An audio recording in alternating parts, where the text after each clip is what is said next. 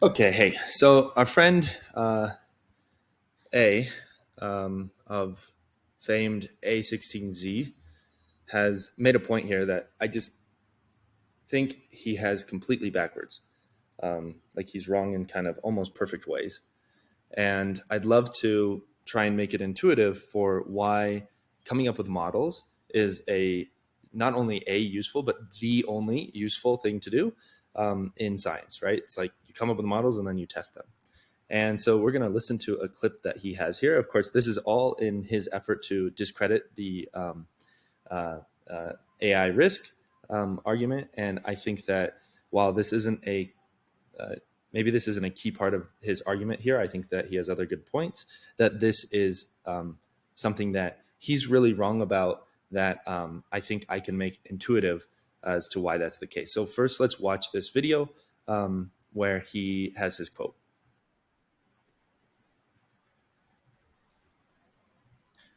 Okay, so that's it. He says, I don't know if you can hear this, but he says that science is the process of testing hypotheses. Modeling is, oh no, okay, I've lost the clip.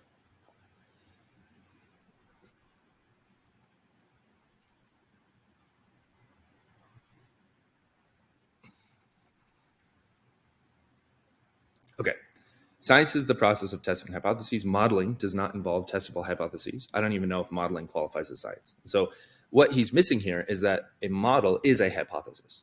A model is just an instance of a hypothesis. And I'm going to show you exactly how you can use modeling as hypotheses and why it's so useful.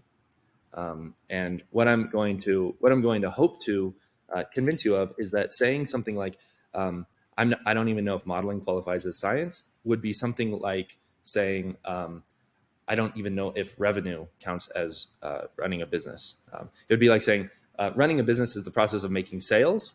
Revenue does not involve making sales. I don't even know if revenue qualifies as running a business.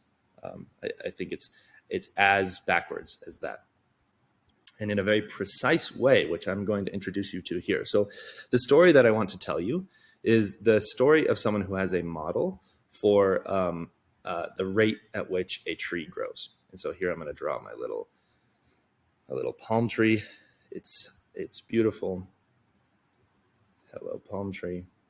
And we're going to come up with a model that tries to estimate the rate of growth of this tree. So here's our model, and into it we're going to put two parameters, and out of that we're going to get a value. The value that we're going to get out is tree height. Let's just say it's the tree height, at the end of the week. So at end of week.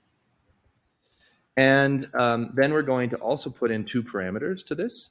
Let's say that the only things that we're going to really pay attention to is that we're trying to estimate this tree's height at the end of the week. The only thing that we're going to pay attention to is we're going to look at the let's say water content of the soil and its exposure to sunlight.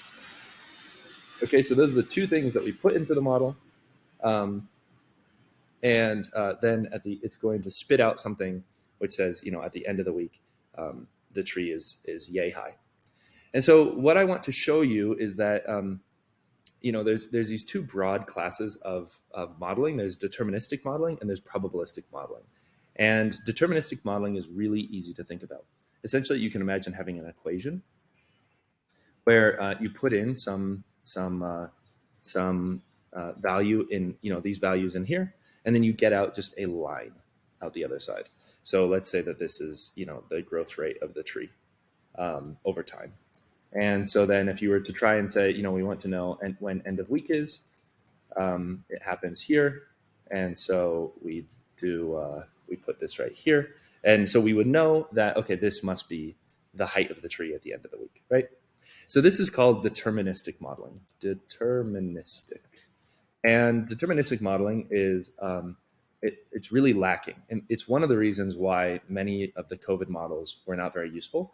And you can kind of immediately see why it's difficult is because let's imagine that we take our tree here, and we're going to say that the only thing that we have to measure whether this tree is actually um, growing according to our model is we're going to put in a little. Hold on, I want to get a triangle. We're going to put in a little camera, and the camera is all it's going to do is it's going to be able to look at the tree, and it'll use its ability to look at the tree to figure out its height. Meaning we can't measure things like soil. We can't measure. We're going to imagine even we can't measure things like exposure to sunlight. It just takes a picture at the end of the week, and now we measure the new height of the tree.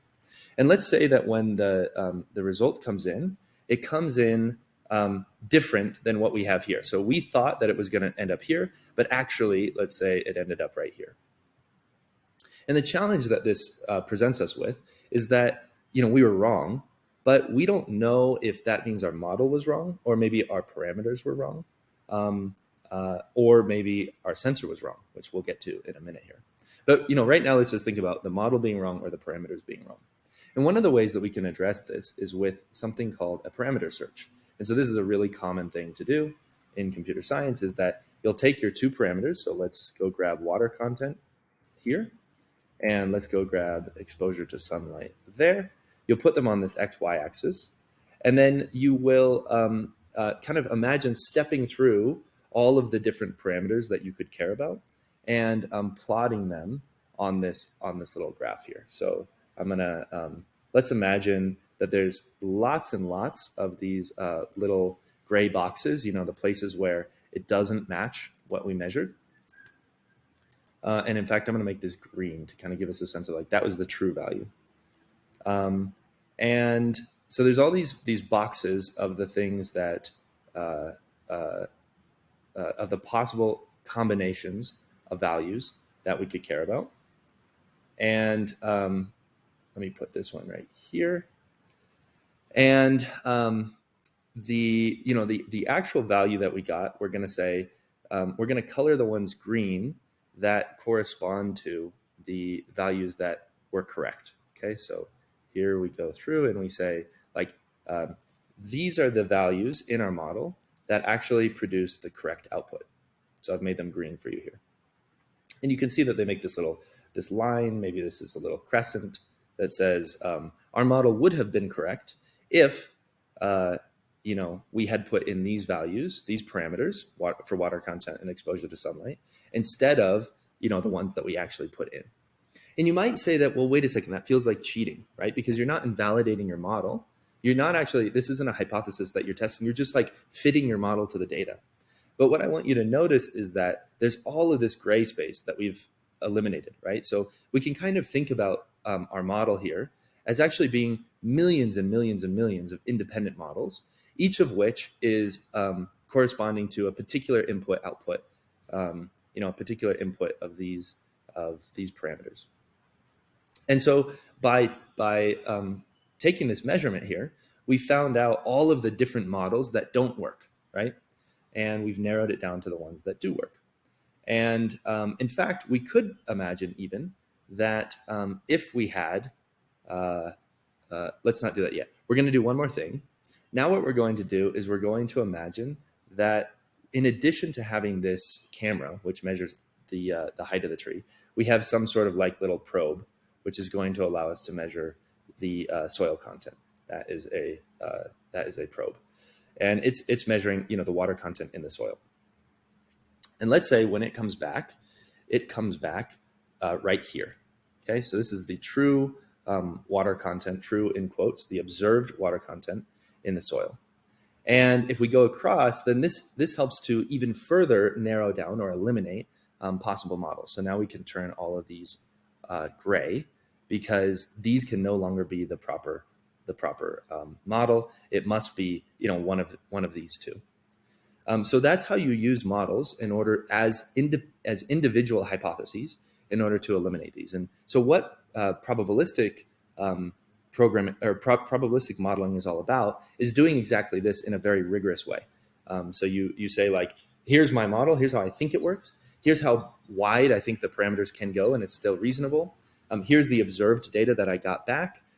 Does my model actually work with this data. Now, I want to be the first to say that this was something that was missing from the COVID pandemic, is this ability to say, oh, our model isn't actually working. And I want to show you something here that helps to make that concrete. Let's say instead we went and measured the water content, and the water content was like 0. Well, in that case, because these previously were all of the results that could actually make sense, this helps to completely eliminate our model. Right? We can go and put a big red X right through the middle of our model here, because we're measuring things that just can't possibly work with what our model would predict.